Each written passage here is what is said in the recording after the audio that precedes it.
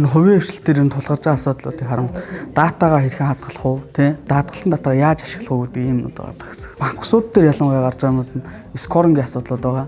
Хуучин датагаа ашиглаад яаж скоринг хийх үү? Тэнгүү тэр маань нөгөө буцаагаад санхүүгийн цэцүүл хороонд хүлээн зөвшөөрөх үү? Ийм асуудлууд байдаг гэсэн. Тэгэхээр эднийг нээлттэй болгоод мэдээллийн нээлттэй солилцоод тэднэр дээр ажиллах юм бол ийм л оюун хяналтаа илүү ажиллах болов гэж бодож байна. Нийлэгчдэд бол одоо юу гэсэн ингэсэн үгхгүй. Одоо би болохоор чинь скоринг хийх хүндлэлт зөвхөн миний цалин миний орлого болчиход байгаа.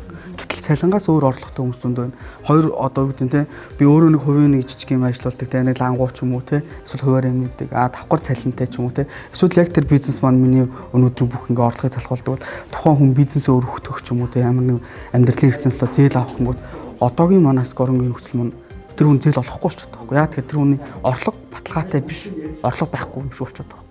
Тэгэхээр тэр маань ороод тэгэхээр илүү найдвартай зээлтгэжтэй банкс маань болно. А нөгөө талаараа хүн маань одоо хувийн хвшилт ажилладаг ч юм уу те өөр их сурвалжаас мөнгөтэй болсноор тэрийг үнэлүүлэхтэй зээл авах буцаага тэрийг зээлээ өгөх ч юм уу бизнес өргөх ч юм уу те тиймэрхүү юмуд ашиглах боломжтой. Би зээл авч чадахгүй болчихгоо яах вэ гэхээр би одоо гэдэг юм өөр өндөр их сурвалжтай зээлүүд надад нээлттэй болж эхлэх байхгүй. Яа тэгэхээр одоо эхлээд банк маань хамгийн эхлээд банк байгаа гэсэн үг тийм. Банк маань зөвшөөрөөгүй тохиолдол ихэнх тохиолдолд банк ус руу орж ирдэг.